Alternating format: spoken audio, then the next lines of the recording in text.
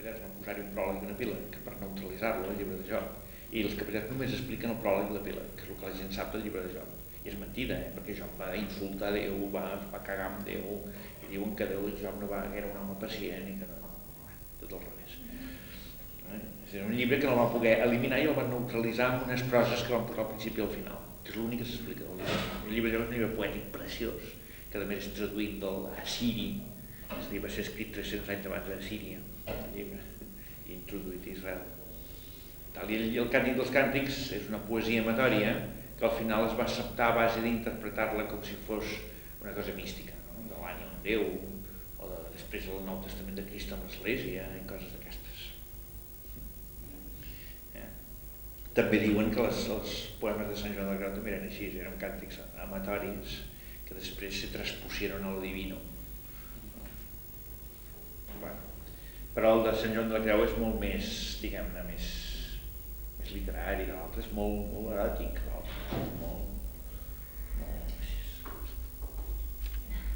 cosa única, perquè en aquells temps, per exemple, a Grècia no n'hi havia de càntics aquests, no es feien, l'amor era una cosa, per exemple, l'amor de la Madonna quasi no existia, només l'amor d'home amb home. L'amor de la dona no pot ser a Grècia, els clàssics, el Plató i el Sòcrates i Aristòteles, aquests, l'amor, el Plató, tots els diàlegs del Plató, l'amor és entre homes. En el banquet, sobretot, que és el diàleg de l'amor, doncs és amor entre homes. La dona es tenia per fer fills, els homes per estimar-los. I en el Fedre també. I l'amor de l'home amb l'home era un símbol, la bellesa de l'altre home era un símbol de la bellesa eterna. Curiós, això, No ho sabia. Sí. És curiós, ara fa poc vaig gravar a la televisió una pel·lícula que es deia El banquet, i que era del Ferreri, precisament. No era el festín de Babet? No. Era una pel·lícula del Marc Ferreri que reproduïa el banquet de Plató. I sí que és veritat, em va sobtar que quan parlaven, i a més això, arriba una mena de convidats i cada dos se'n parlava de l'amor. El discurs de Sòcrates és molt superior als altres i va molt més enllà. I potser l'únic que introdueix l'element femení, a més, el de Sòcrates. És l'únic que introdueix? L'element femení. Perquè els altres tots parlen de gent, va sobtar, Bueno, perquè ell era lleig i no l'estimava ningú. Qui era? Sòcrates. Això ho diu el Xenofont, que el Sòcrates era molt lleig. No, és que la mentalitat grega i la nostra són molt diferents. Què? La mentalitat grega i la nostra són molt diferents. I nosaltres hem agafat coses de la mentalitat grega, però l'hem posat en un context diferent. Sí, han canviat molt les coses.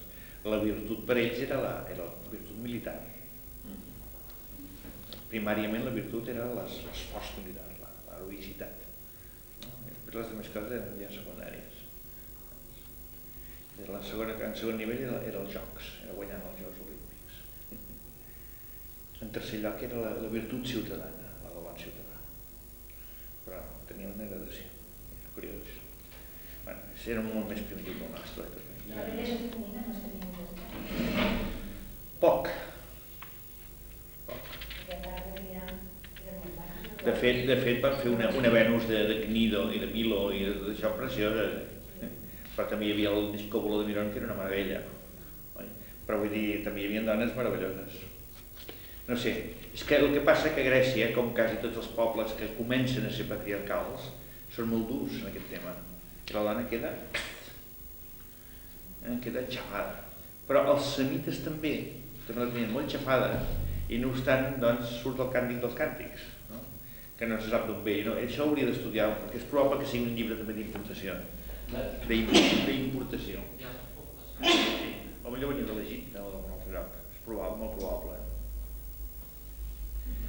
I bueno, de tota manera hi ha l'elogi de la dona forta també en el llibre de l'Eclesiàstic, em penso que és impressionant també, és un altre llibre interessant, no el llibre, el text aquest, que és l'últim capítol, em sembla que és de l'Eclesiàstic, em penso que és. Doncs fa un elogi de la dona, però és una pobra dona, saps, que fa tot, mentre l'home està assegut a l'assemblea, la dona va fent tot. Però tot, fins negocis, és allò que diu l'Agustí de les dones de Babilònia, doncs allò també hi és la Bíblia. Dones super promocionades. El que passa que, bueno, recuperen allò del paleolític, saps? Que ho feien tot elles tenien prestància.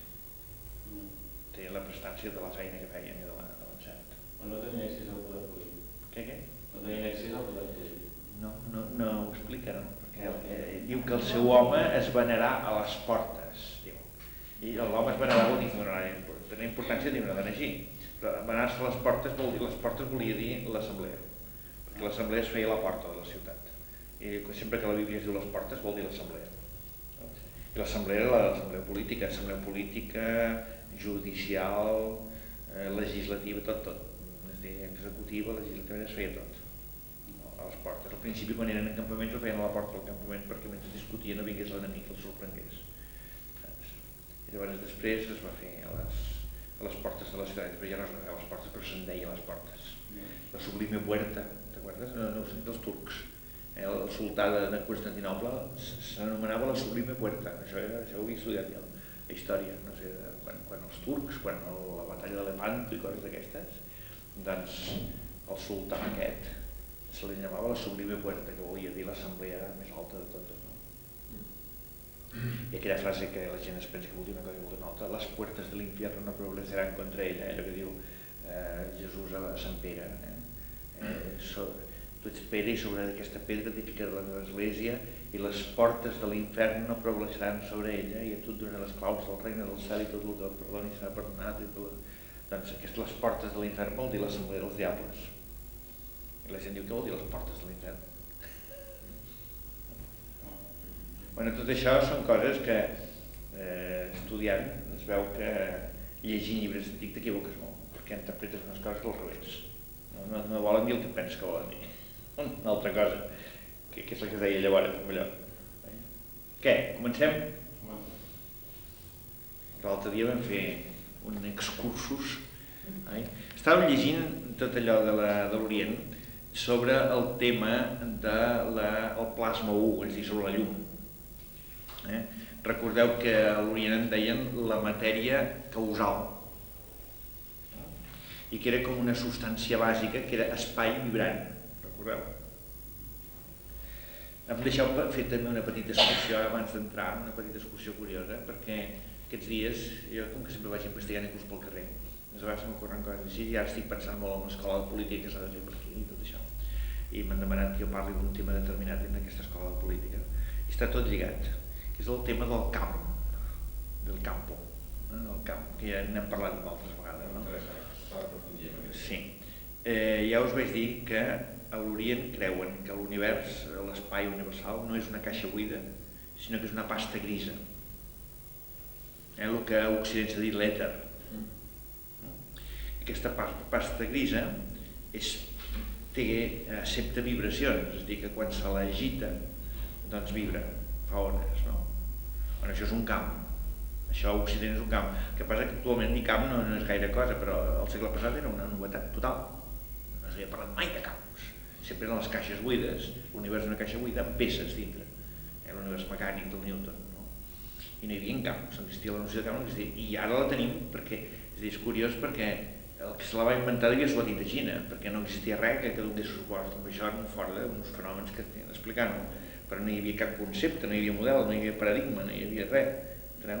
I llavors la van introduir. I nosaltres ara la tenim introduïda però no la tenim filosofada.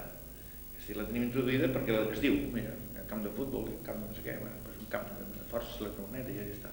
Però si et poses a pensar un camp és una cosa totalment absurda, absurda, rara. Això de que jo deixi el llapis aquí i caigui cap a baix i em diguin, perquè els antics deien no, és la força natural, les coses sòlides tendeixen a anar cap avall, les coses gaseoses tendeixen, això l'Aristòtil deia els llocs naturals, deia això, la teoria dels llocs naturals, no? Llavors es posen més avall del sòlid, més amunt els líquids, bueno, més avall, però vull dir, ella acceptava el món rodó, l'univers rodó, és a dir, que perquè la Terra era rodona, però estava en el centre de l'univers, la Terra. Sí, bueno, ell ho copia de no sé qui, no sé si és del Ptolomeu, no sé si és anterior o posterior, em sembla que és anterior pel Ptolomeu, i bueno, n'hi ha 2 o 3, Teofrasto i no sé què més, i Aristòtil ho copia. És a dir, Aristòtil agafa la teoria científica vigent en el seu temps, no la discuteix, diguem, l'accepta i llavors la filosofa, diguem-ne. I ell I deia... llavors la teoria de un planeta de pla com va venir? Això sempre hi ha estat a nivell popular, que el món era pla, però alguns científics o filòsofs, el que sigui, deien que era rodó, entens? I seguia existint que era pla. I Aristòtil va dir això, però la gent seguia pensant que era pla. Però tot l'Almagesto, l'Almagest és una compilació àrab de les teories aquestes de Ptolemeu. I és una cosa impressionant, perquè són taules de matemàtiques tot, per calcular eclipsis i totes les òrbites i tot això, i fan unes epicicles i unes coses complicadíssimes i ho calculen i ho encerten, funciona. Era el manual de l'astrònom, diguem-ne, no? Qui va ser Eratòstenes? Qui va dir que la Terra era... Bueno, Eratòstenes també ho va dir, no solament ho va dir, sinó que va aventurar el radi de la Terra, i es va equivocar de poc, a més. Ahir va fer un experiment per calcular el radi de la Terra, que és molt encertat, molt precís. Però vull dir, a nivell de cel, de tot, de l'univers, doncs la teoria que hi havia científica més sèria en aquell moment era la Terra estava en el centre, després hi havia la Lluna, i la Lluna partia en dos mons, el món supralunar i el món sublunar. El món sublunar era perfecte i el món infralunar o sublunar era imperfecte. Estava ple de mal i de misèries i tal. Quan la gent es moria se n'anava en el món supralunar. I llavors, doncs, en el món supralunar, la Lluna era la guardiana, diguem-ne, d'aquesta cosa, i llavors hi havia les estrelles, que no sé com n'hi deien, tenen un nom especial, boges o mòbils, no sé què, que eren els planetes, que anaven fent coses rares. Perquè, esclar, com que es miraven des de la Terra, i per exemple Venus rodava al voltant del Sol, el Sol anava fent així, el Sol funcionava bé, el Sol també donava una volta rodona. Però llavors Venus s'anava fent així amb el Sol. Esclar, mirat des de la Terra, segons com estava, semblava que anessin coses rares. Inclús anava cap enrere de tant en tant, perquè si l'òrbita feia així i la mirava des de la Terra, de sobte començava a veure... Esclar, el Sol no estava amagat, i Venus només es veia així un tros, i veia coses rares, i entenem que ho diuen les estrelles errantes, les estrelles errants, que són els planetes. I llavors després hi havia les estrelles fixes, que eren les estrelles que estan més enllà del Sol, que nosaltres sabem que estan més enllà del Sol, que eren unes estrelles que no es movien gens, excepte que cada nit donaven tota la volta. Que no és clar, era degut que la Terra es bellugava, però no deien que es bellugués la Terra, deien que tot el cel donava tota la volta. Però aquest donar la volta per ells no era una imperfecció, sinó que era el signe de la perfecció, perquè ells deien que el cercle és la perfecció. Llavors, la Lluna és esfèrica i totes les estrelles, el Sol és una bola, etc. Això és per la perfecció. Llavors deien que els elements tenen el seu lloc natural, i el lloc natural de la Terra és el centre de l'univers. Després hi ha el lloc natural de l'aigua, que està a continuació. Després hi ha el lloc natural de l'aire, que està a continuació. I després hi ha el lloc natural del foc, que s'escapa. I per això, sempre que fas foc, te'n va. Els quatre elements, diguem-ne, tenien la seva situació. I llavors, doncs, tot això va canviar a partir del Copèrnic. O sigui, que fins al Copèrnic es deien aquestes coses. Tornant nosaltres a l'altre lloc, doncs això ho dèiem perquè estàvem parlant de la llum del camp, això mateix. Doncs el camp, esclar, si tu tens la teoria aristotèlica, deixes el llapis així i cau a terra. Però llavors ja està explicat. Va buscar els seus, agermanar-se amb els seus. Però si tu estàs a la teoria del Newton, aquest llapis per què cau? Perquè la treu la Terra i és proporcional a la velocitat de la força amb què s'ha tret a la massa de la Terra i la distància, no? Molt bé, per tant és la Terra que actua aquí. I com actua aquí? Aquesta és una teoria clàssica, a veure, com actua? Jo, per exemple, si dono un empent d'aquí, doncs això es mou. Però si jo no dono cap empent del llapis, per què es mou el llapis? O perquè la Terra la treu? Què vol dir la treu? Que té una mà que l'agafa? Doncs què? És un problema real. Però no és només pel Newton, és pels que van introduir la noció de camp igual, és el mateix problema. És dir, camp és un espai afectat a distància i en qualsevol punt per un cos. Camp gravitatori. És dir, que aquell cos mana en tot l'espai. No em negareu que és una cosa rara. Sí, però es pot entendre com una força. Això a la política com... No. Llavors resulta que, diguem-ne, aquesta gent d'aquí, aquesta gent oriental, no? Diuen que és l'univers... El poder d'agrupació. La gent oriental diuen que l'univers és com una pasta, no? I llavors els del Big Bang diuen que aquesta pasta còsmica, quàntica, va produint cossos. Bueno, primer produeix llum. És a dir, que és una pasta energètica, que és un trelí. Perquè ens costa inventar la pasta, imaginar la pasta. Però és una pasta que ella és una pasta vibrant. Una pasta tota ella plena d'energia. I l'energia i la pasta no són dues coses diferents, són el mateix que es manifesta d'aquestes dues maneres. Diguem-ne, com una matèria i una forma, no? O jo què sé. No el temps n'hi ha un article a les arrugues de l'univers. No. D'un científic que parla d'això. El temps, aquest temps o no el temps? El vaig fer una còpia i no l'he portada. Guarda'l, si pots tenir la còpia aquesta, m'agradarà vigilar-ho. Bueno, total que, aleshores, doncs, aquesta cosa doncs, es va expansionant i llavors vas distingint rajos de llum per allà dintre, ondulacions, totes les ondulacions. Perquè aquestes ondulacions poden no veure's i poden veure's, és a dir, poden ser reals o virtuals. Virtuals són quan no es veu. És l'ordre aquest implicat del David Bohm, l'ordre implicat. I aleshores, quan es veuen, és l'ordre explicat. Aleshores, també, quan hi ha unes condicions determinades, en el plasma 2 surten partícules. Aquestes partícules es fan i es desfan, només surten per parells, i es fan i es desfan aleatòriament i imprevisiblement, indeterminadament. Però vull dir, tot surt del camp, d'un camp bàsic. A més, avui dia els científics moderns diuen que no existeix el buit perfecte, no existeix. És a dir, l'únic que existeix és un camp bàsic que té energia sempre dintre d'ell. Això és el zero. Llavors hi ha oscil·lacions d'aquest camp, més un, menys un, més un, menys un, diguem-ne. Però aquest zero no és un zero ple, no és un zero buit. És a dir, el buit seria menys infinit, diguem-ne. Enteneu què vull dir? Sí que és el mateix que més infinit, el tot i el buit, quasi és el mateix, el cert i la nada. Doncs tot això és rar, tot això es canvia els esquemes i tal. Aquest és el camp bàsic, diguem-ne, del qual surten tots els cossos, però cada cos arrossega un munt de camps propis. El camp bàsic, diguem, seria aquesta mentalitat aquí, la obesitat. I els camps propis de cada cos seria això. Això seria cada cos, i això seria la suma de tots els cossos. És a dir, aquest és l'univers mecànic. Aquestes són cada una de les peces. Això és el camp que genera, ocupant tot l'univers cada una de les peces. El camp, els camps, el camp elèctrics, magnètics i les coses que siguin anagrams polítics i coses d'aquestes. I això seria aquest camp bàsic, que és la base de tot.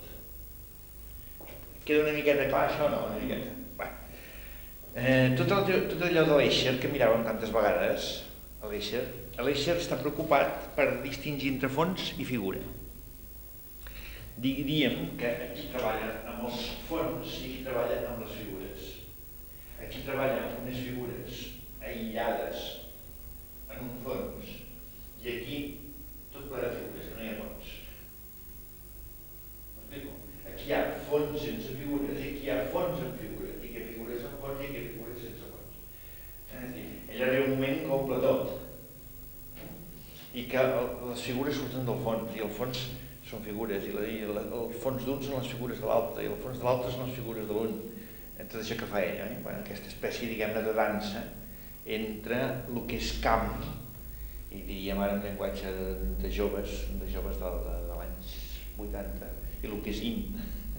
Aquí deien camp i in, no ho sabíeu això, però és a dir, in vol dir allò que estàs fent, és la figura, el tema, i el camp és el suport. Aleshores, de tota manera, tot està complicat amb tot, perquè això toca per darrere amb això. I això, en quàntica, és el quàntum de Planck. És a dir, el quàntum de Planck és convertir el camp en una xarxa. I la xarxa ja sembla un seguit de figures. Explico, no? Una xarxa, sí, una xarxa de pescar, no? Ja són figures. però no deixa de ser com un camp, perquè és el que agafa tot. Sí, un camp foradat, exactament. Si el mires així, o si mires les figures així, és unes baldoses, no? Si fossin plenes, no? Però el ser plenes és un problema, ja, perquè què passa aquí dintre? Entens? Perquè si la realitat només és la xarxa, doncs no està plena. El que està suposant és una altra xarxa més fina, llavors. Quan estàs pensant que és de d'àtoms, de molècules, el que sigui, el que vas és buscar xarxes cada vegada més fines. Però vull dir, és curiós que la tendència oriental de reduir-ho a camp tot tampoc és massa difosa i no seria res que venia, s'esveniria tot. En canvi això dona una precisió terrible. I resulta que el quàntum de Planck, recordem una miqueta, no? Que posàvem així,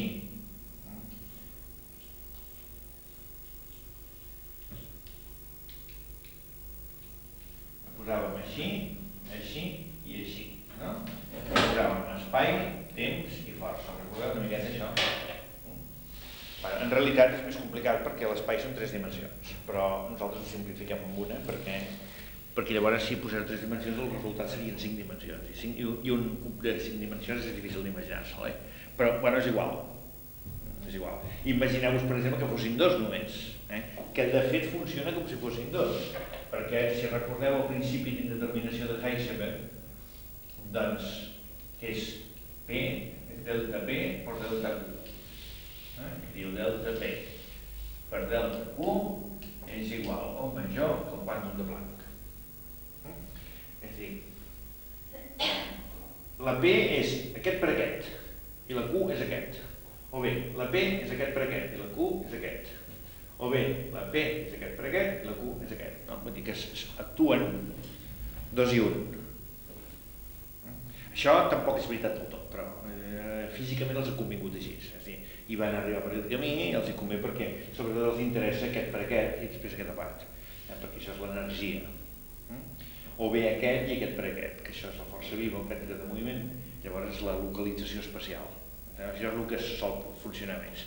Això són per utilitats, han fet això. És a dir, en realitat és de 3 dimensions i el que és constant, és el volum, però no la forma. És a dir, que es pot l'E ser molt llarg, llavors l'F ser molt curt, enteneu què vull dir o no? És a dir, és de goma, és com un trasto de goma que pot agafar les formes que vulgueu, però el volum sempre és el mateix.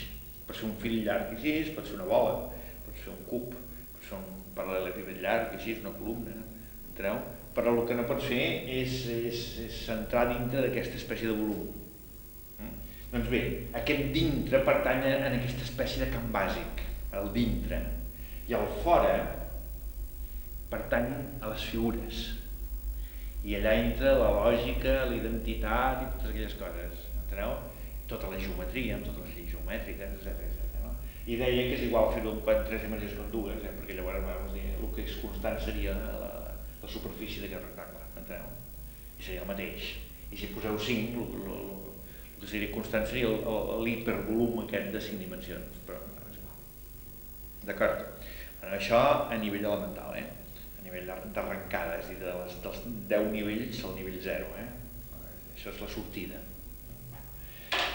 Doncs jo el que vull dir és que podíem agafar una noció molt general de camp, bàsic, que és aquest, que és el camp quàntic. I aleshores, doncs, és un camp xarxa. D'acord? A nivell polític, per exemple, deixem fer un salt ara, gros. El Carles Riera està fent unes assemblees, no? Que vol dir que tot el poble fos profeta, que tot el poble fos polític. I aleshores, doncs, és que Moisès deia que tot el poble sigui profeta, saps? És una frase famosa de Moisès. Doncs, que és molt semblant. Doncs vol dir que tothom participés, vol una democràcia participada. En canvi, per exemple, això del Martí Olivella està en contra de l'altre, estan amics, oi, però estan... I diu que el que està fent aquell és perdre temps. I el que està fent són xarxes. Xarxes, és a dir, un està cap aquí i l'altre està cap allà. Aleshores, podríem dir que, fent el salt a lo polític, doncs hi ha un camp, que és el camp de la societat, de la civilitat, de la polis, el camp públic, el públic, quan una sèrie d'unitats, siguin famílies, siguin barris, siguin municipis, siguin comarques, siguin nacions, el que sigui, s'uneixen per fer un estat, una comunitat geopolítica que diu l'Agustí Xaló, doncs aquest pacte funda un contínuum, que és la suma de tot això però fusionat amb fides. És a dir, la fe col·lectiva, la confiança col·lectiva és el contínuum, és el camp. La confiança és subjectiva, està a la banda d'aquí, subjecte, no? Doncs és aquesta cosa, aquesta pasta, diguem-ne, i a més una pasta viva, una pasta energètica, no és una pasta tonta, que pot tenir totes les formes possibles i que no en té cap, per tant no és cap objecte. Hi ha aquest continu. Aleshores, d'aquest continu brolla una estructura general, que seria l'estructura de l'Estat, que és una xarxa, una xarxa mecànica bàsica, que és el que després és l'administració i tot això, no? Tant una cosa com l'altra, és a dir, tant això d'aquí com això d'aquí són neutres. No són de cap partit polític, són neutres. És a dir, tant aquest camp bàsic, que és la Fides, com l'estructura, que és la Fedus, és a dir, el pacte federal, que funda, que és la Constitució i que és totes les històries, no? És a dir, les estructures.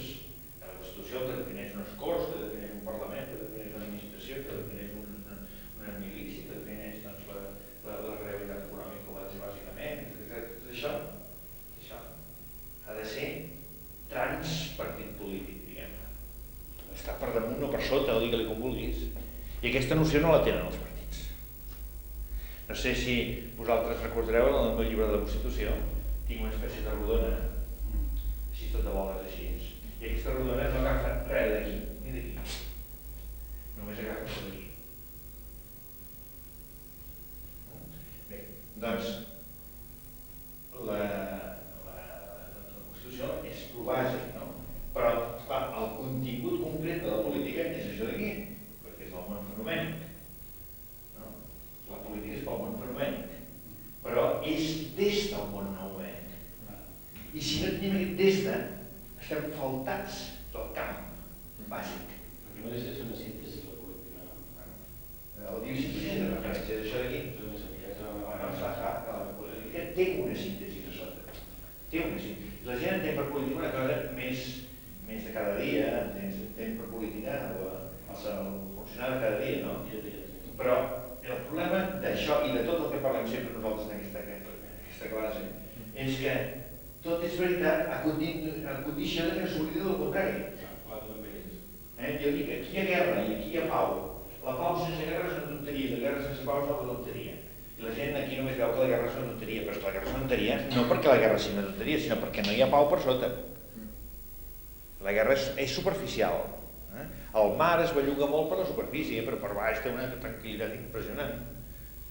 Doncs també, és a dir, nosaltres teníem de barallar-nos, són tonteries, per no tenir-nos de barallar amb les coses essencials, que a més són unitàries. El noument és la unitat. El noument és la unitat. Si alguna cosa és una, és el noument. Doncs, esclar, ja no poden haver-hi partits. És a dir, i el que jo volia ensenyar aquí, com a filosofia de la política, és que si no tenim en compte aquestes bases, i a més tots som traïdors, el més essencial, i tot el més que es construeix és fals. Això és fort. Tot el món fenomènic que genera la política, que genera fort, i tot el que apareix ve de més d'un. Exacte, ve d'un fons. Ve d'un fons. I llavors no es fa així, sinó que es fa al contrari, és a dir, es fan pactes de gent que desconfia mútuament. No? I llavors, primer, no confien, i segon, el pacte no és sèrio. És a dir, el que es pacta no s'ho creu ningú. És a dir, no s'ho acaba de creure ningú. Llavors, un desastre. Sempre deixem els problemes per després, però s'han de resoldre. S'ajornen, els problemes s'ajornen per manca de força, de claretat,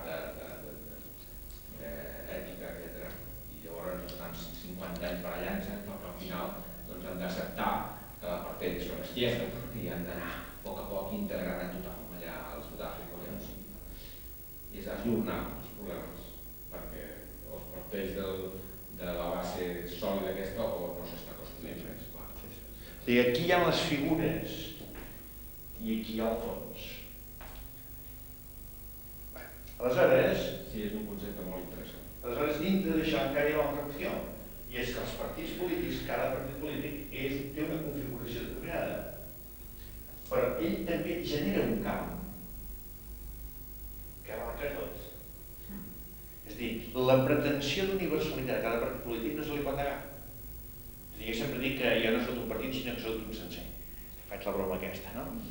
Doncs, però, i després en el llibre aquest, o aquell llibre que vaig fer d'espais polítics, que tu vas llegir un tros, que no el trobo, s'ha perdut. Què? En l'ordinador meu està segur. Sí, jo ho tornaré a mirar. Això ja la segona vegada que m'ho diu, sí, encara ho he mirat. Jo tinc una còpia, si vols. Sí? Tu tens una còpia? D'ordinador o de... No, màquina. l'ordinador... Però a màquina. Molt bé, doncs bueno, jo mira. Doncs, sé que el llibre està sense acabar, aquest llibre. Doncs, vaig fer un llibre que es titulava Espais polítics. Aleshores, doncs, cada partit té una configuració determinada i per tant encerta amb algunes coses molt, perquè és el seu. Però ell pretén, amb un programa genèric, manar un país sencer. I per tant té, com si diguéssim, una aureola, que és un camp, en què ell va més enllà d'ell mateix. Intenta ficar-se en coses que no són les que li agradarien més tractar. És a dir, no hi ha cap partit que governi com ell vol. Això ja per començar. És a dir, tots tenen de fer concessions a altres coses, perquè ells veuen les coses d'un aspecte. Però ells, la mentalitat del partit és que ells ho són tot. O sigui, que ells venen a determinar el camp. M'explico una miqueta, són els messies. I el camp ens determina, no el determinem. La fe, ens hem de deixar atrapar per la fe. No hem d'imposar la meva fe a tu. És a dir, té d'haver-hi una cosa que depassi els grups polítics, és a dir, les personalitats socials, diguem, que són els partits. No? I aleshores, doncs, aquests camps secundaris, que són un camp que genera cada cosa, com en la física, doncs la Terra, doncs és la Terra, i és tot el camp gravitatori que va fins a tot l'univers. Però el camp gravitatori de la Terra arriba a tot l'univers, però no és tot l'univers. Ni la xarxa, ni el camp fonamental, sinó que és un camp particular que travessa tot l'univers. I que al mateix temps és atrevessat, cosa que no li passa a la Terra. La Terra no és atrevessada per Venus. És a dir, el dia que es trobin la Terra i Venus hi haurà un cataclisme. Però contínuament s'estan trobant el camp de la Terra i el camp de Venus, el camp gravitatori, i s'atravessen mútuament, perquè són ondulatoris, pertanyen a allò que dèiem de la llum. No? I aleshores, doncs, els partits haurien ells de tenir el savoir-faire, que diuen els francesos, de tenir un nucli estructural propi, clar i definit, i un camp que travessa tot i que es deixa travessar per tot. No, és que política, Bueno, això és filosofia de la política. És a dir, però això és una cosa que la gent no ho fa perquè no té el model, no perquè no ho vulgui fer. És a dir, les baralles que hi ha són per ignorància. Potser si ho sapiguessin tampoc ho voldrien fer, ja ho veuríem. Però de moment no ho saben, això. Tota aquesta... És que no tenen elements per saber. No estan... No ho saben, però ho senten. Ah, sí, s'hi troben, sí. Ho senten, Sí, sí. sentim. Sí, sí. Però per com hi ha aquest model Sí. per reafirmar que això que està sentint és l'autèntic, doncs no el practiquen. Sí. Saps què passa? Que això ho estic dient perquè és que el Joan, cada vegada que fem una reunió, insisteix que a aquesta escola de política li falta globalisme. A aquesta escola de política li falta globalisme. I això, jo com que soc un comodon, saps? Perquè soc hijo de família bien. Doncs jo no defenso el meu, perquè per mi ja m'està bé pels altres que es votin. Però llavors el Joan, que és l'únic que realment ho defensa per tothom, és proletari, doncs aleshores ara em toca el cor a mi, llavors jo tinc de començar a pensar, doncs potser sí, hauré de tenir alguna cosa per dir, perquè si no... I això, bueno... Sí, el que passa és que això, el bo seria desenvolupar-ho. Però el bo seria que això no ho desenvolupés jo, sinó un polític de l'escola. Això hauria de sortir un polític de l'escola, que hauria de ser el Carles Riera.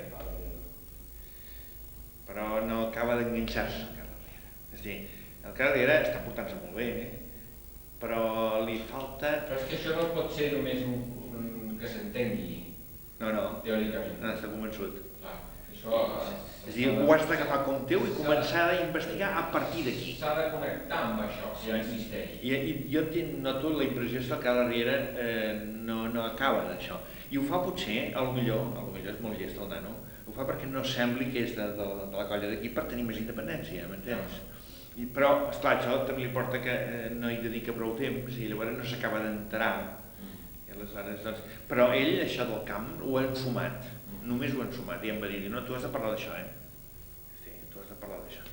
I espero que ell vingui als cursos i que ho escolti, que és director, tindrà més responsabilitat que els altres, i aleshores ho agafi més i després comenci a aplicar. Però també podíem dir que una mica és culpa meva, perquè tota idea que no corre és per culpa que el que la diu no la diu prou. Tu per què dius que ha de ser un polític?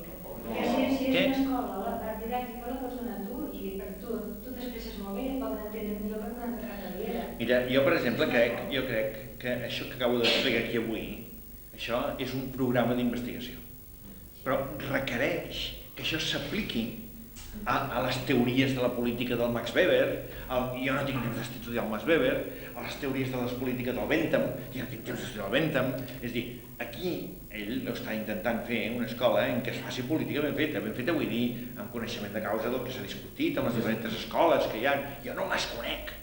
I la gràcia és que això que acabo de dir, o si és que és tan important, tindria d'afectar en aquestes teories, però jo no tinc temps d'estudiar-les totes.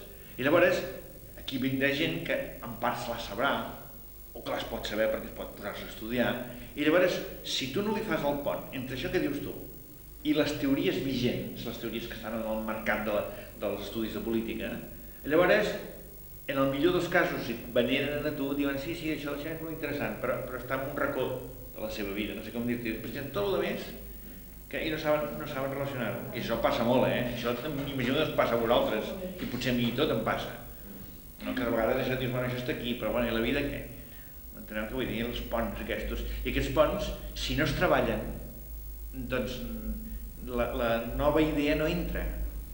La nova idea es queda enquistada, es queda fora. És a dir, el bo seria ara treure un llibre, això té tipus espais polítics, un llibre com això, gros així, en què tot això no solament ho estudies com es faig en el llibre aquell, que a més està fluix, avui he pensat més que allò. Doncs, sinó que a més ho relacionés amb els estudis de política actuals a les universitats.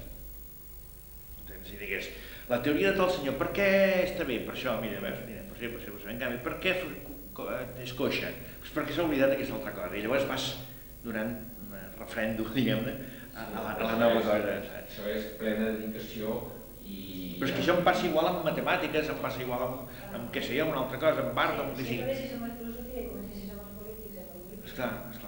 Ara, per exemple, el Martí Olivella m'està arrossegant perquè tot això ho apliqui a la pedagogia. Perquè diu que per aquí podran sortir diners.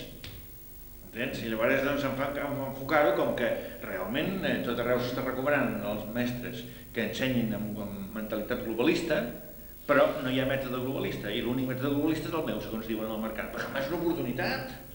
Però esclar, jo tindria d'estudiar molta pedagogia per poder-ho dir amb llenguatge pedagògic, enteneu? Perquè la gent s'ho mengés com una solució per la pedagogia, no com una solució per tot, no, per la pedagogia. I això requereix un altre llibre d'il·lusió teixit, que no l'hauria de fer jo, sinó l'hauria de fer un pedagog. I ara, per exemple, tinc una dona pedagoga molt maca, no sé si ho vaig dir a la universitat, que va ser professora meva, perquè el primer curs vam fer una classe de pedagogia, i molt maca, magnífica, i a més que està molt convençuda de les meves coses, de les que ella sap, no? I em va posar la nota màxima, a més. I ara resulta que la dona aquesta està fent, i a més ha vingut sempre al nostre curs quan hem fet festes i coses, encara que ella és d'una altra facultat, doncs bé, ens estima. I llavors ara resulta que està fent filosofia. Esclar, això em va perles. I la vaig anar a buscar i tot, però no la vaig trobar. I després ja no hi ha anat més perquè penso, ara em carregarem una altra persona i no m'hi dedicaré prou, em quedarà penjada i tal.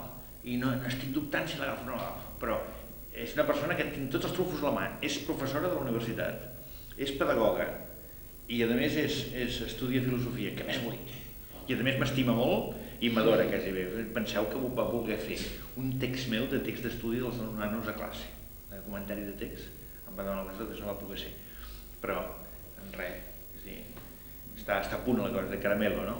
Doncs bueno, així està. Doncs seguint tornant una altra vegada al nostre, aquesta visió de l'espai com una dimensió material homogènia, aquesta pasta que dèiem, i dotada d'un moviment intens que genera l'univers físic i l'absorbeix a la fi, és a dir, que el genera al principi i l'absorbeix a la fi. Recordeu que acabades la primera, segona i tercer plasmes es comença a absorbir tot? Recordeu que ho explicàvem això?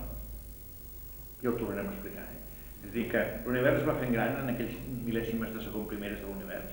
I a mesura que es va fent prou gran, hi van capiguent primer els electrons, que són peridets, primer els fotons, després els electrons, plasma 1, plasma 2, i després plasma 3, els protons i neutrons aquests, els hadrons, els barions, aquests que pesen més, les partícules bullents, que són la matèria causal, la matèria aquesta subtil i la matèria densa, que aquí diu els orientals, no? I llavors es diu el Big Bang que a partir d'un moment determinat tot això es va reabsorbir. És a dir, com que tot eren parells, més menys, neutron, trineutró, neutrí, antineutrí, electró, positor, protó, antiprotó, etc. No? Doncs llavors, quan es va expansionant, es va perdre energia, i al perdre's energia, això que estava separat per l'energia es va tornar a absorbir, puf, i es va perdre, diguem, es va tornar a subsumir en el fons aquest quàntic. Això em posa una altra parèntesi. Diu això, Nietzsche, que l'origen de la tragèdia grega, a l'origen tothom ballava. Tothom ballava i s'emborratxava. A la festa tràgica entraven en comunió amb Dionisos el déu. Ballar i emborratxar. Doncs, era la gran festa i tots ballaven. Després hi va haver gent que es va anar a refredar. I la gent que es refredava, com jo que no sé ballar, es posava de públic i mirava els que ballaven. Doncs aleshores va començar a sortir el públic, que no existia el públic. Llavors va partir, en realitat, en tres parts, perquè hi havia el públic que mirava els que ballaven. Els que ballaven que miraven el Déu que no hi era. El Déu era transcendent, però els que ballaven el veien, amb evidència profètica, digueu-li com vulgueu. És a dir, que hi havia el món de la transcendència, el món del ball i el món dels espectadors. La transcendència és això d'aquí, el ball és allò d'allà, i els espectadors estaven al mig. Per això, és molt interessant, però deixem-ho perquè no acabaríem mai. Però llavors ell diu que comencen a emergir del cor, que són els que ballaven, i els que veien el Déu, que els del públic no el veien el Déu, veien els que ballaven, però el Déu no el veien. Doncs aleshores comencen a emergir entre el cor que ballava i el públic uns senyors així, que surten així, que són els herois, que són els protagonistes. Proto-agonos, agonia, la primera agonia. Allò era, tot era una agonia. Agona en grec vol dir lluita, vol dir la lluita de guanyar els Jocs Olímpics. Era l'agon i l'agonia. I alguns quedaven morts a l'esforç, quedaven l'agonia. Doncs sí, és que els Jocs Olímpics no van sortir d'aquí. Doncs els que ballaven. I dels que ballaven van sortir els protagones, els protagonistes, que eren els herois. Un era Hèrcules, l'altre era Aquil·les, l'altre era Hèctor, els grans protagonistes. Però els protagonistes sortien, diguem-ne, del cor. L'important era el cor encara. Els protagonistes eren un episodi. Els negres de Nova Orleans te feien igual. És a dir, se sentaven tots a cantar i a ballar i a tocar, a l'acabar de recollir el cotó, al vespre, amb una cantonada d'un carrer, i s'ajuntaven cents. I de tant en tant d'allà emergia un solista, un moment i es tornava a fondre, o un duo, i es tornava a fondre, tant d'instrument com de veu. Però, diguem-ne, la personalitat era una cosa que era episòdica, que es tornava a fondre. Deixem acabar el procés que explica el Nietzsche en l'origen de la tragèdia. Us vaig explicar això, l'origen de la tragèdia, no? Si aquell llibre, el Nietzsche és una de les bèsties més grosses que hi ha hagut a Occident. És una bèstia grossa. I aquest senyor, doncs, era tan llest que el van fer catedràtic sense fer doctorat. Era tan brillant que el van fer catedràtic de filologia a Suïssa, no sé on, a Ginebra, no sé per on, i no era doctor, encara no havia fet la tesi doctoral. I aleshores l'home es va quedar una mica com a complexat, no? I llavors va voler fer la tesi doctoral, després que ja era professor, i va fer aquell llibre que es titula L'origen de la tragèdia grega. I aleshores el va presentar en públic, i aleshores va tenir d'abandonar això perquè era tan detonant, tan heterodoxa, que el van expulsar de la càtedra. Ja mai més va fer catedràtic. Curiós, Bueno, doncs, diu tot això que estic dient jo. És un llibre molt recomanable, aquest llibre, és molt interessant, però molt. Sí. Sí, està traduït. I jo el tinc a casa, és que l'estic fent servir encara aquest any, i després el deixaré aquí. Aquí encara no hi és. Doncs, llavors ell diu que això va ser, quan surten els herois, és el temps d'Èsquil i de Sòfocles. Quan només era públic i això era abans, públic i cor era abans, i quan només hi havia cor encara era més abans. Llavors, doncs, Eurípides fa un últim pas que és mortal, ja. El pas consisteix en que aquests herois cada vegada són més importants i el cor cada vegada és menys important, i ja no diguem el Déu, que cada vegada és menys important. I al final els herois, en comptes de traduir la immensitat de les tensions còsmiques del Déu que representa tot l'univers, les tragèdies i això del destí, i que el destí és superior a l'heroi, i que l'heroi sempre ha de complir el destí, però que ell ha de ser heroi i s'ha d'enfrontar amb el destí, i tot allò típic de les tragèdies, doncs tot això s'acaba. I els protagonistes, que ja no són herois, es dediquen a posar en les taules, que això es diu la comèdia nova a Grècia, a posar a les taules els problemes de cada dia de la ciutat, de la gent, de la família, de casa seva, tal igual, per fer-ho amb gràcia. I això és el que ha quedat del teatre, és el que tenim de teatre actualment. I quan vas a veure una obra de teatre, el que vas a veure és que reflexen coses nostres, de la nostra vida, no? I s'ha tallat amb la transcendència. És gros això, Doncs, tornant enrere, ara entre parèntesis, ell diu que l'art suprem de tot això és la música.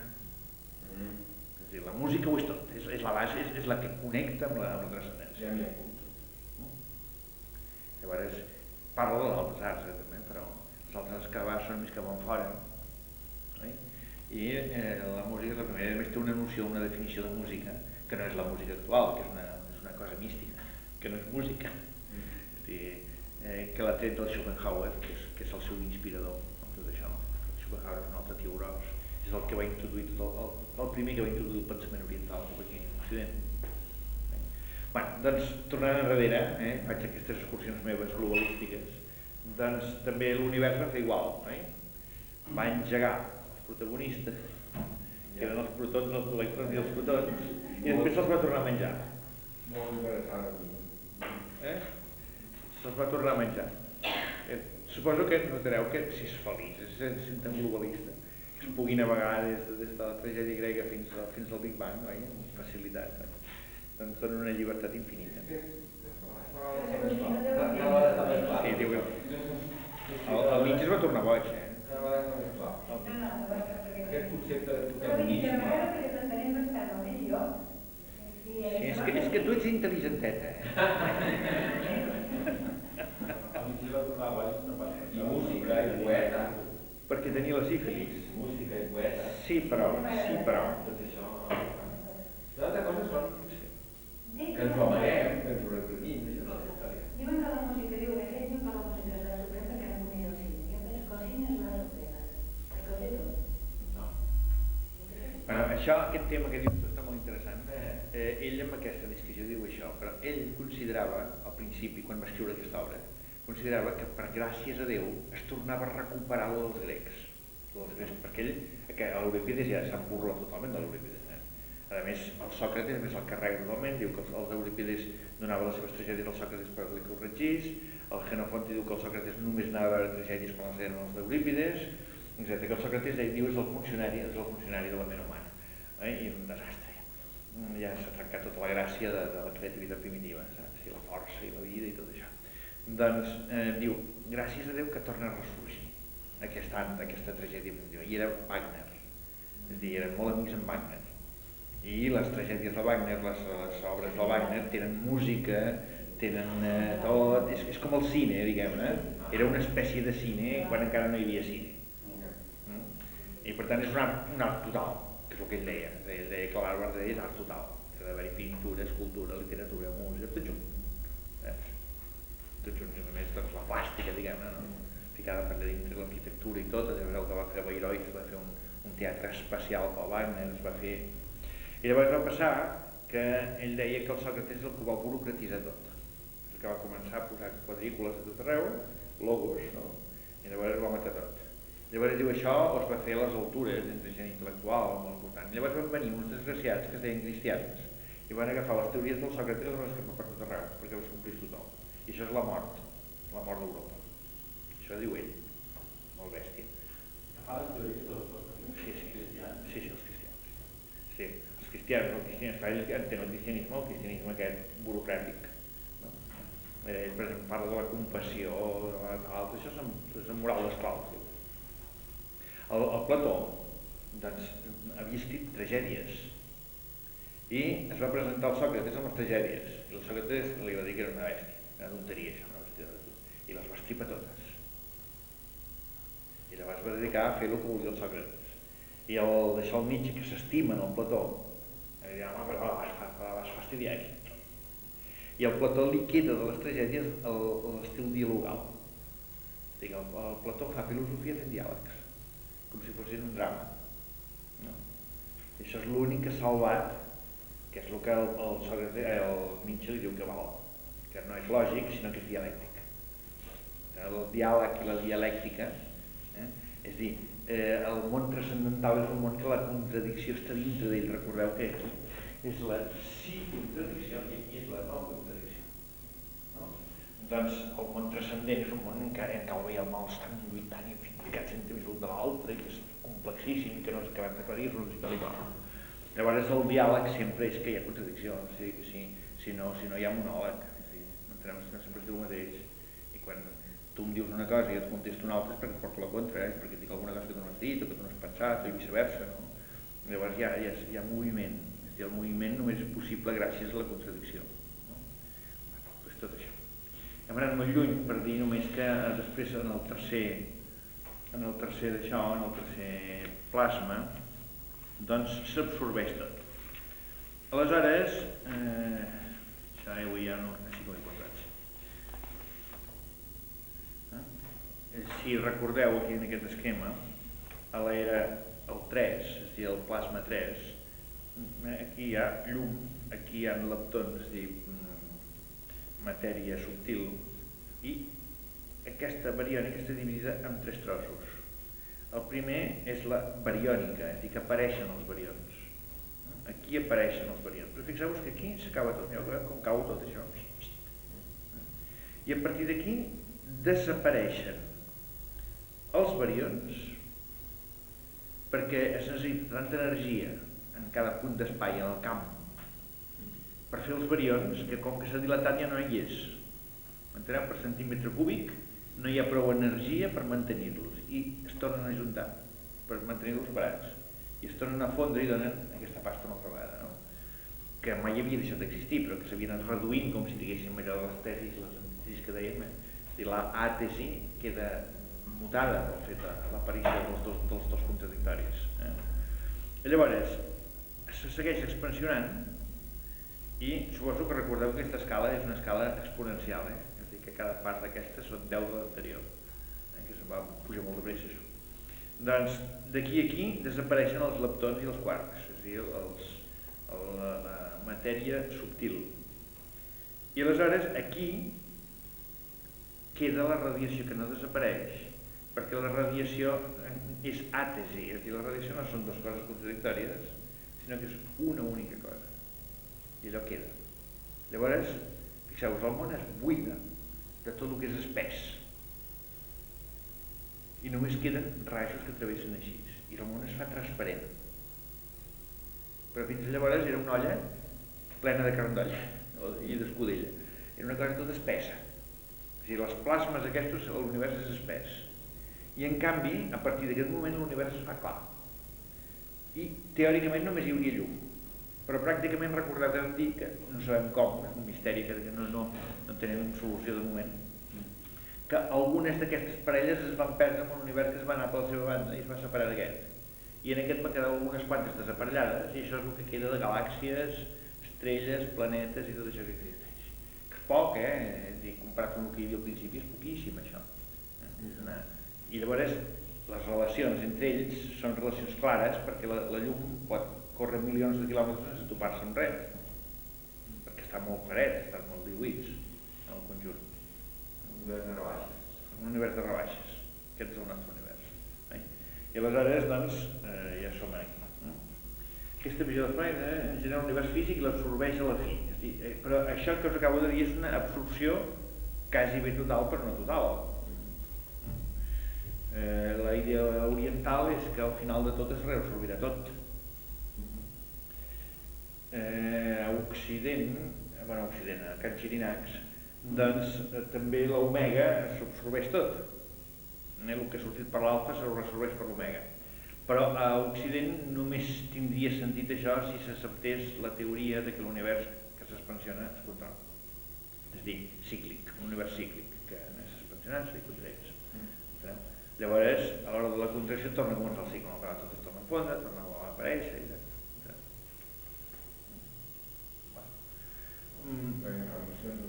doncs tot aquest moviment, tota aquesta història oriental té un paral·lel modern sorprenent, diu aquí l'Aguilar.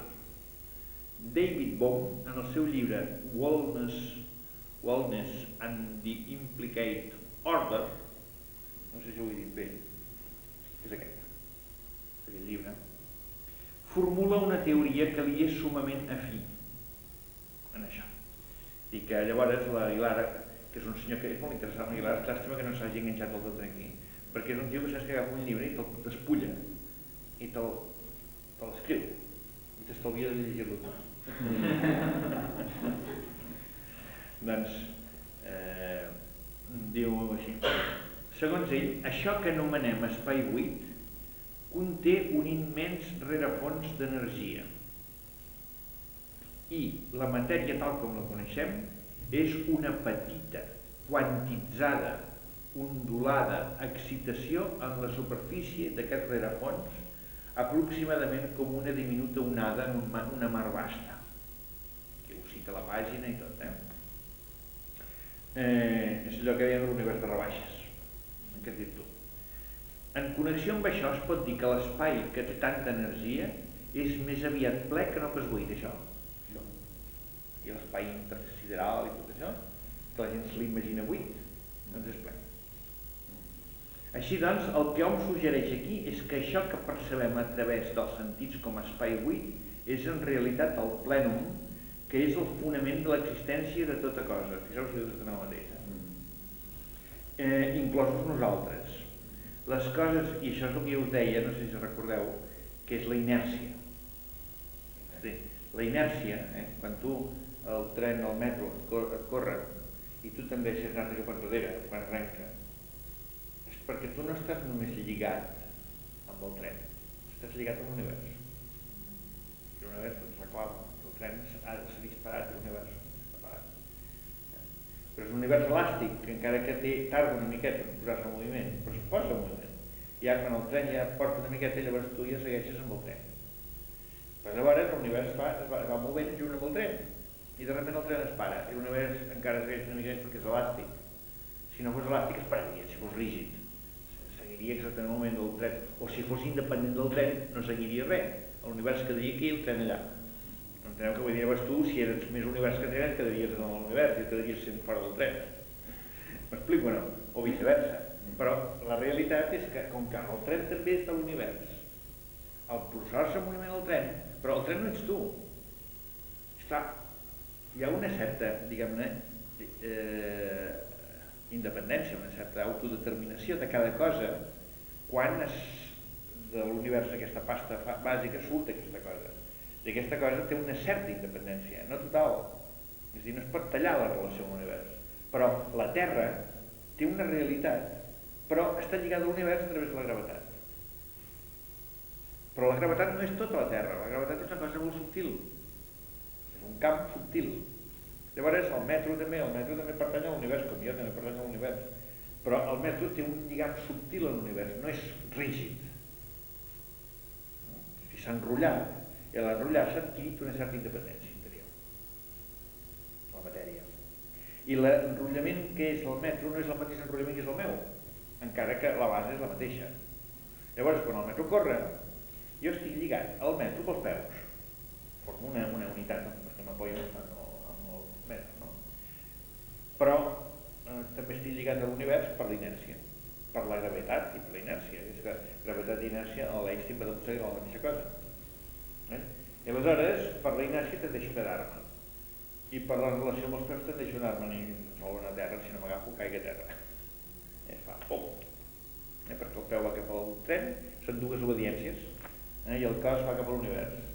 Però és bo, això, és una cosa reconfortant saber que amb aquest fet de l'inèrcia es palesa, es fa fenomènica la relació de l'individu amb el tot.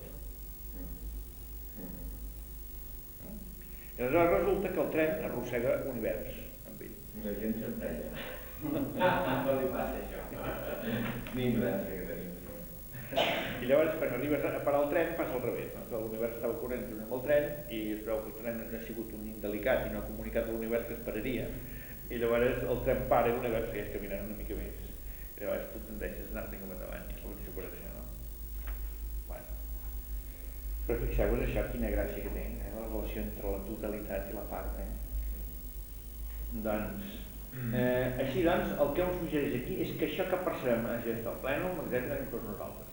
Les coses que apareixen en els nostres sentits són formes derivatives i llur veritable significat només pot ser vist quan considerem el plènum en el qual són generades i sostingudes i en el qual cal que finalment s'esvaeixin. Aquest plènum, tanmateix, no ha de continuar essent concebut com un simple medi material, tal com l'èter, que fora considerat com existint i movent-se únicament en un espai tridimensional. És a dir, no ens imagineu una pasta física, perquè llavors seria només espai i força. Seria. I això ja sabem que no és quàntic ni a veure. Aquest plènum ha de ser comprès en termes d'un ordre implicat multidimensional. Aquí veiem de 5 dimensions. Mentre l'univers sencer de matèria, tal com generalment l'observem, aquest plènum seria aquesta realitat d'aquí. En canvi, l'univers sencer de matèria, això d'aquí, la suma de tots els cossos, per dir-ho d'alguna manera. L'univers sencer de matèria, com generalment l'observem, fixeu-vos que hi ha espai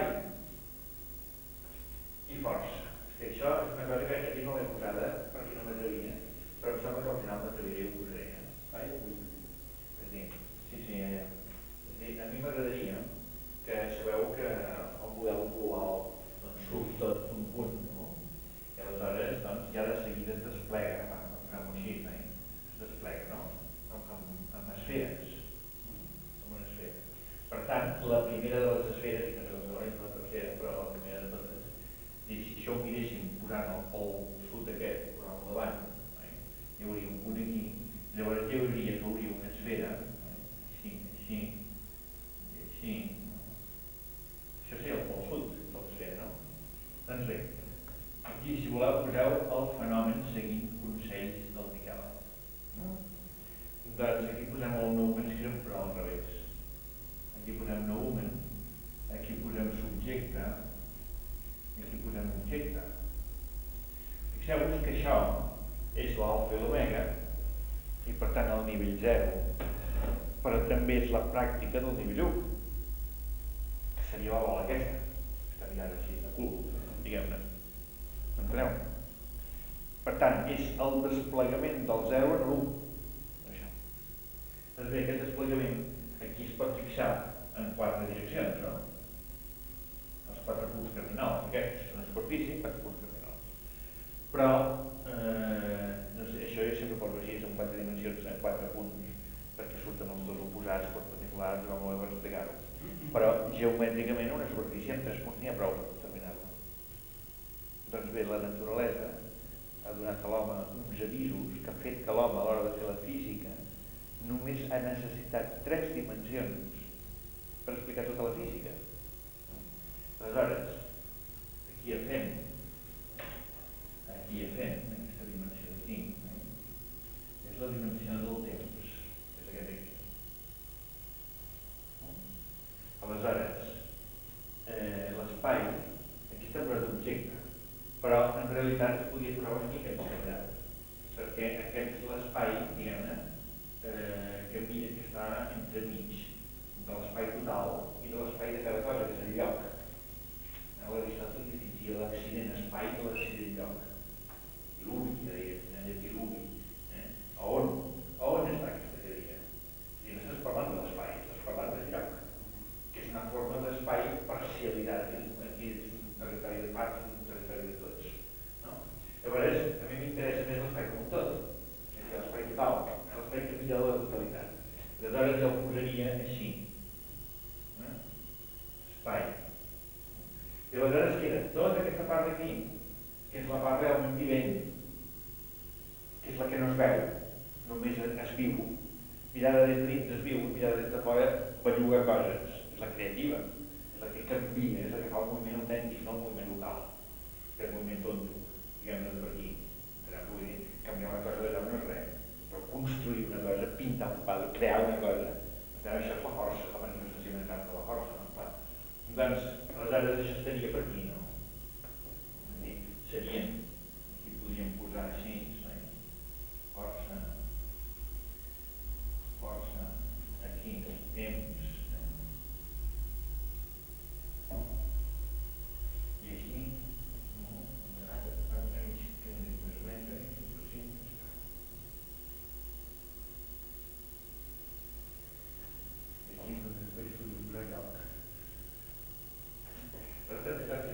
i aquí, aquest espai està molt ben curat aquí, aquest espai. Però vaja, doncs, aleshores aquí tindríem la tercera força, o la tercera dimensió aquesta, seria la força. Diríem, no? I seria la magnitud que és quantificada, que se'n diu acció. L'acció és tot això.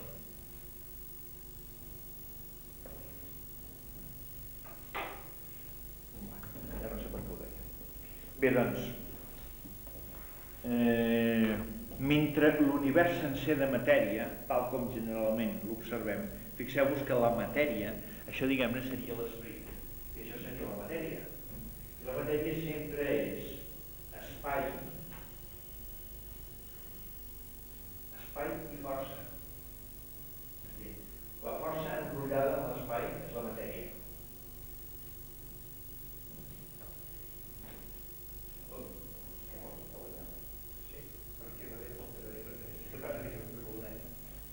Però, fixeu-vos, força per espai, aquí hi ha ser i aquí hi ha esperit. Recordeu el moment? En el moment diem que mirant per aquí l'esperit i mirant per allà el ser. Doncs aquest ser és el que filosòficament posem quan hi ha matèria i massa. La massa és un espai, perquè una massa sempre és un bloc de cosa. És un espai que té força entretinguda dintre, que ha robat la força. És a dir, aquest és el món de les substàncies, aquest és el món dels accidents. I la ciència ja no entra bé, per què no entra la ciència?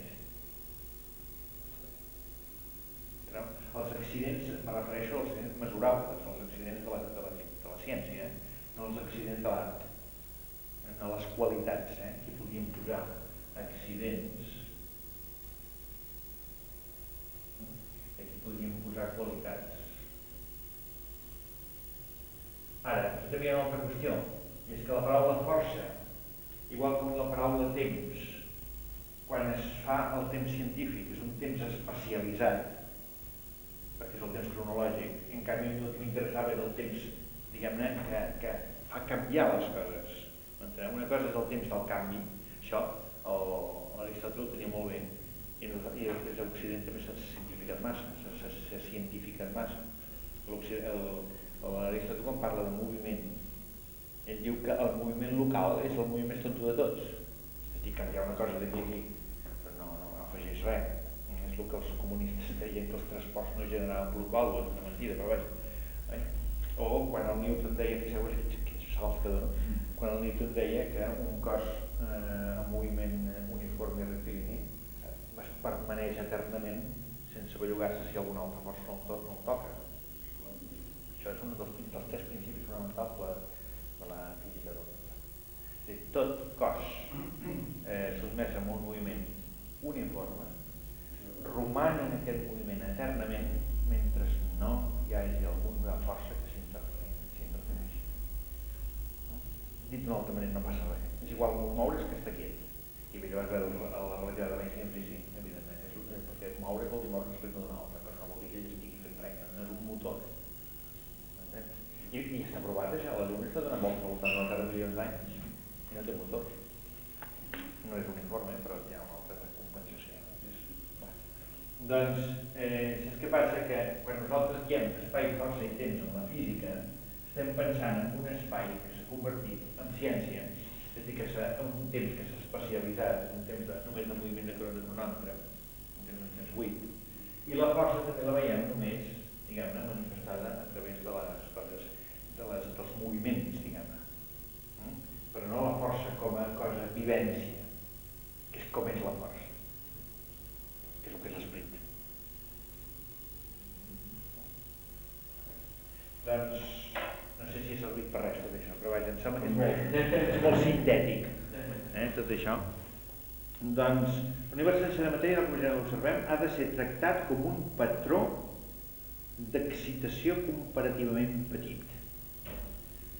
És a dir, que l'univers, diguem-ne, material, la suma de totes les estructures de la matèria, no és més que un petit patró d'aquesta espècie d'univers bàsic que és infinitament més gros i que probablement, si és que existeix realment un antiunivers, aquest univers bàsic és comú denominador dels dos. És a dir, si realment, quan de l'univers bàsic va sortir el nostre univers i es va partir en dos aquest univers, l'expansionar-se, és a dir, al separar-se va separar de pressa que una part va quedar incomunicada amb l'altra, que això, fixeu-vos que perquè passi això només hi ha una qüestió, és que la seva distància sigui superior a la velocitat de la llum, és a dir, que no hi hagi manera d'arribar, la llum no hi arriba, i si la llum no hi arriba no me n'entero, és com si no hi fos. Doncs suposen els senyors aquests que això d'aquí es va bifurcar i que aquest univers es va independitzar d'aquest, i nosaltres estem en el de la matèria, i després hi ha un univers d'antimatèria, si voleu, també li posem així, que compensa aquest. Doncs aquestes dues flors d'aquesta espècie de torreta o de test, són petitíssimes, i en concret la nostra, que és l'única que coneixem, és petitíssima comparada amb aquest mar. I igual com entre aquest i aquest no hi ha manera de comunicar-se directament perquè estan més lluny del que podem arribar-hi, no obstant hi podem arribar a través d'aquest, perquè aquest simultani d'aquest i aquest és el principi de l'instinto dels Rosen. És a dir, al principi, el teorema aquell famós, l'experiment aquell famós que hem discutit diverses vegades, ve a dir que totes les partícules que són dobles, que surten d'una, surten d'una situació prequàntica, d'aquesta cosa de fons. I en aquesta cosa de fons no hi ha localitat. I que per tant, doncs, és simultani la relació d'aquesta amb aquesta a través d'aquí, però no ho és simultani entre ells. El continent. Exacte, una espècie de comú denominador transcendent, que està més enllà de l'espai del temps. Vull dir, tot això és molt complex i molt ric, però suposo que noteu que el nostre esquema no va malament per tot això, més aviat tot això ajuda. El que passa és que faltaria collar-ho de tot, però per collar-ho tot necessitaria un físic que fes un llibre gruixut així. Clar, perquè això és immens, això, també. Què veieu? Que necessitaria un exèrcit? Sí. De gent superqualificada? No, per això queda tot gravat, tenim la sort que queda tot gravat. La petició està consignada per escrit, diguem-ne, per imatge. I No sabem si en el segle XXIII o en el 45, però això es complirà. Gràcies amb això. Mira aquella colla de l'informeu. Quines pretensions que tenia. Com la teoria de Newton, com la teoria de Newton. Sí. Sí, es fa molt difícil d'expressar. Sí, però jo ja et dic, com que soc burgès, doncs a mi no em preocupa gaire això. És a dir, si es té, es té, si no es té, no es té. Com és burgès? Burgès. Vol dir, no El bulbo de la ciutat. Bueno, no soc burgès, soc fill de burgès, que és pitjor. I per això no et preocupa?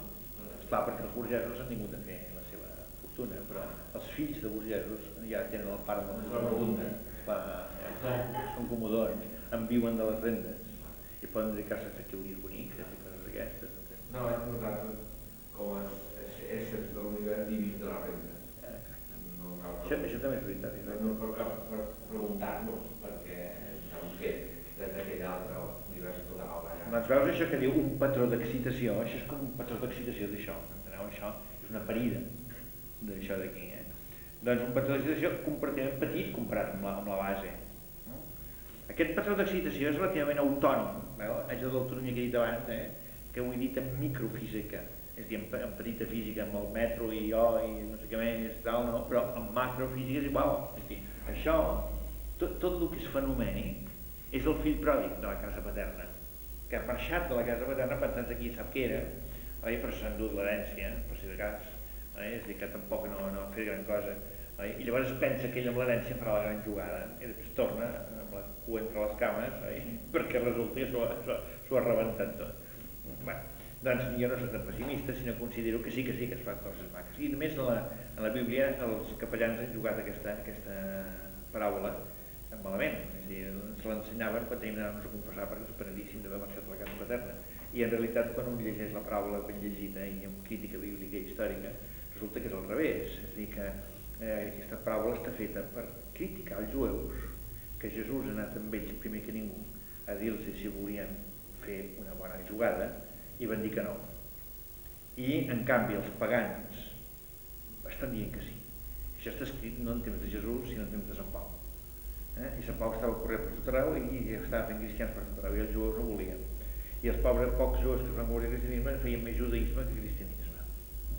Llavors fixeu-vos la paràbola. La paràbola és que la casa paterna és el món jueu, és el món bíblic, diguem-ne, que ve des d'Adam i Eva i per és el tronc de la humanitat, no? I llavors els jueus són els que guarden el tronc aquest. I després resulta que hi ha uns tios que marxen de la casa paterna que són els pagans. I els pagans fan tot de ximpleries. I després, quan tornen, el pare content l'abraça, li fa una festa i tal, i el fill que s'havia quedat a casa diu, pare, jo he estat sempre amb tu, i a mi no m'ha fet mai cap festa, i ara ve aquest tio que s'ho ha patejat tot, i a sobre li fa la festa. I és una crítica contra l'egoisme dels jueus, i una lluança del fill pròdig, malgrat es va equivocar o malgrat de perdre-ho tot. No sé si m'explico la cosa com anava. Doncs una miqueta això és això, és a dir, una crítica de què? Dels jueus. És a dir, el pare s'enfada amb el fill gran, perquè el fill gran és gelós de que ell no li facin cap atenció, i en canvi l'altre que s'ho patejat tot li faci una atenció. Sí. És una crítica a uns senyors que són tan gelosos de l'useu que es queden morts a casa seva i no són capaços ni d'entendre que un altre es pugui equivocar, que hagi corregut una aventura, es pugui equivocar i torni a casa. És el rei de l'alegria. Exacte. I llavors allò que diu en l'Evangeli que vindran d'aquí i d'allà les prostitutes i els pecadors i seuran al regne del cel i en el convit al regne i en canvi els de la casa quedaran de fora. És a dir, que és al revés del que se solia fer servir en la pastoral.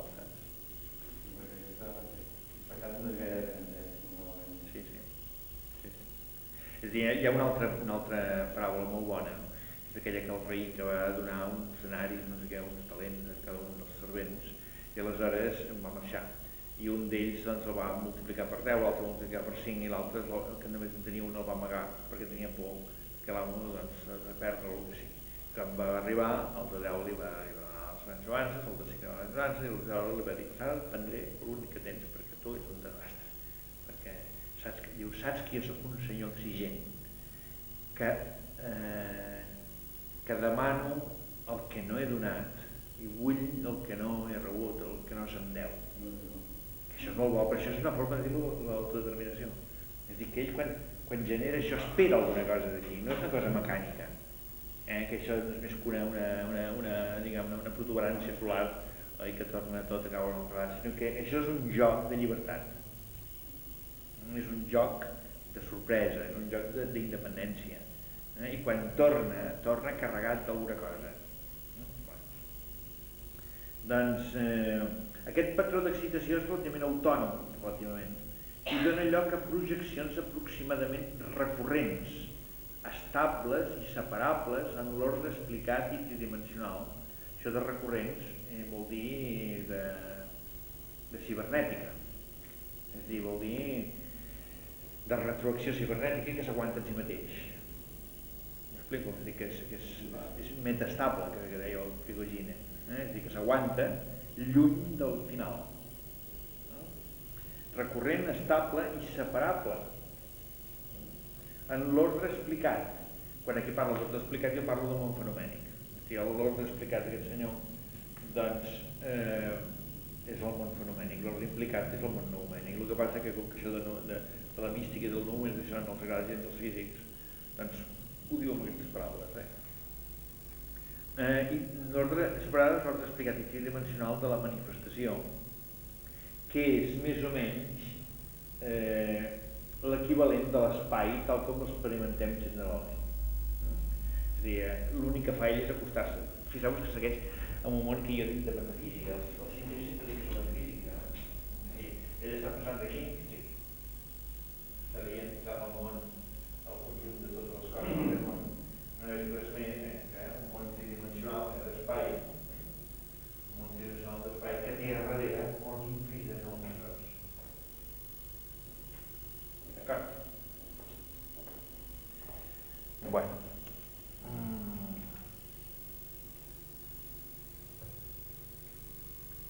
I ara faria una excursió, però és terrible. És insuportable. És insuportable. És insuportable. És insuportable. No, que a mi sempre em preocupa que aprenguem a distingir entre pràctica i noum. I la gent ho confon molt. Els meus alumnes ho confonen molt. Pràctica i noum, sí. I quan jo dic, quan aquí es diu, per exemple, que això d'aquí dona això, dona aquest món extern. Doncs ara jo estava dient que això dona això, no? Dona això. Llavors, això què és, això? Perquè és d'aquí que surt, o surt d'aquí. És el que m'has preguntat tu, la tesi, l'antítesi, la síntesi, l'àntesi, tot això. Hi ha una espècie de cosa que és tot, que seria això.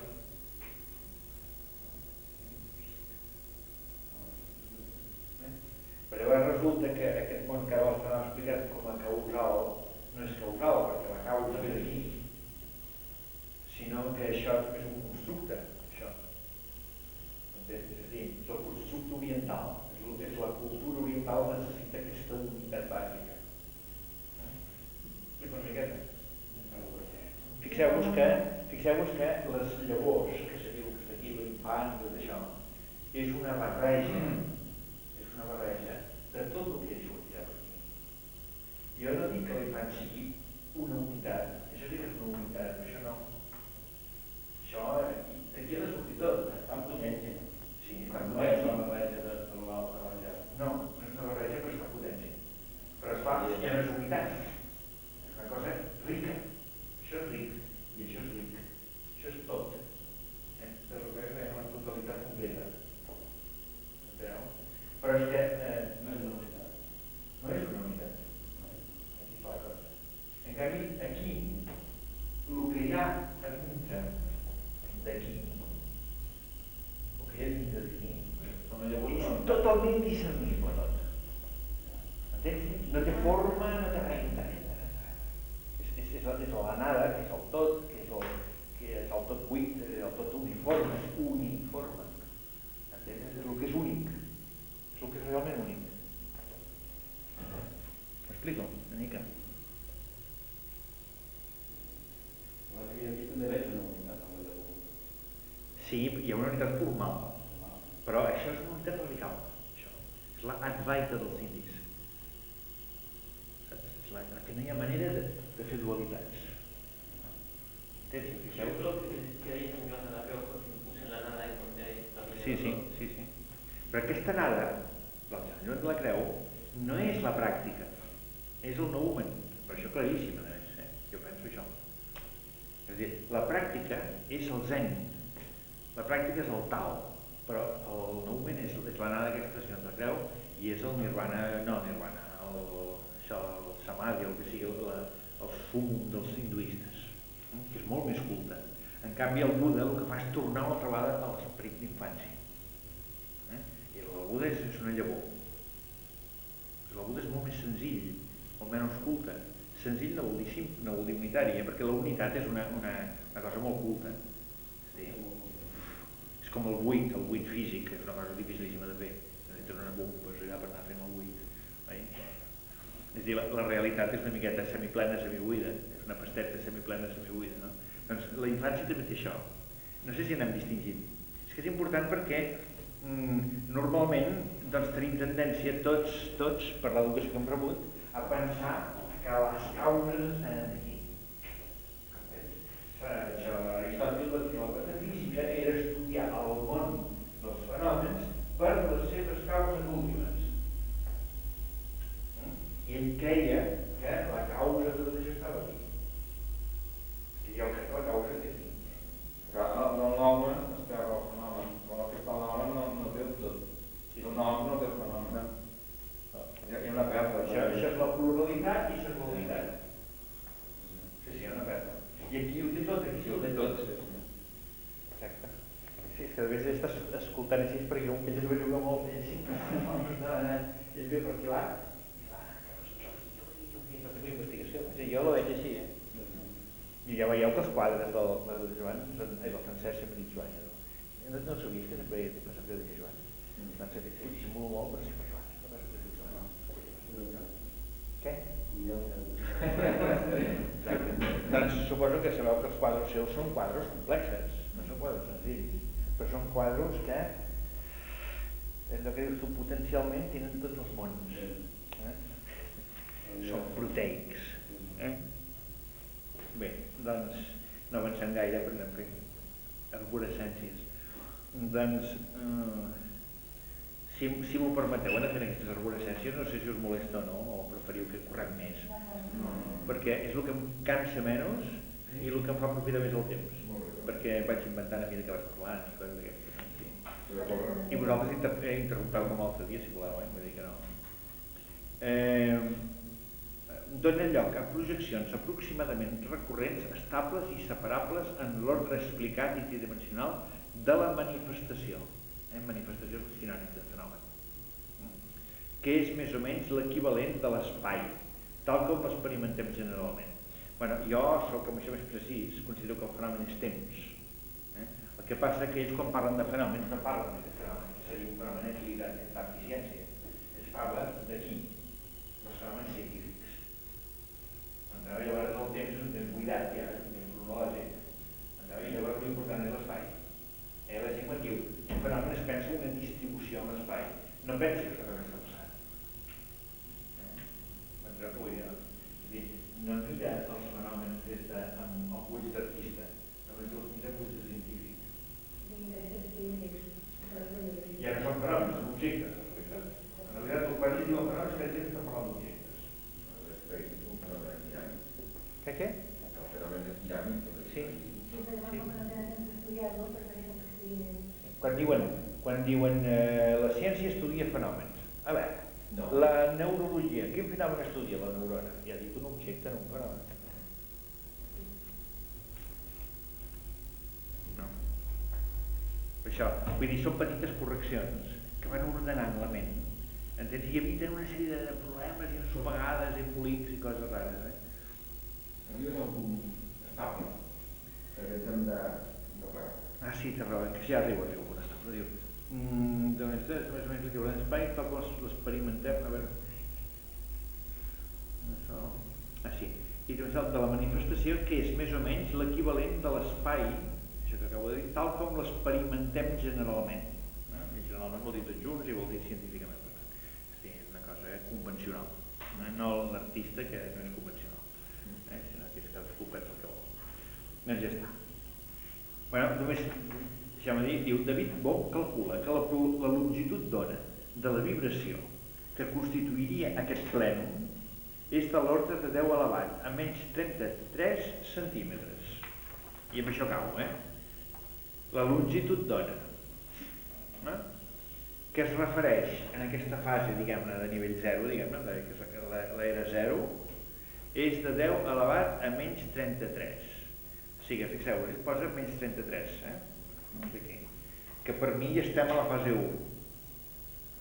En realitat, segurament, quan posa aquest menys 33, el David Bohm es refereix al que se'n diu el número de Planck, que aquí està una més avall, però encara està dintre de l'altra. I per mi, en realitat, s'hauria d'agafar aquesta.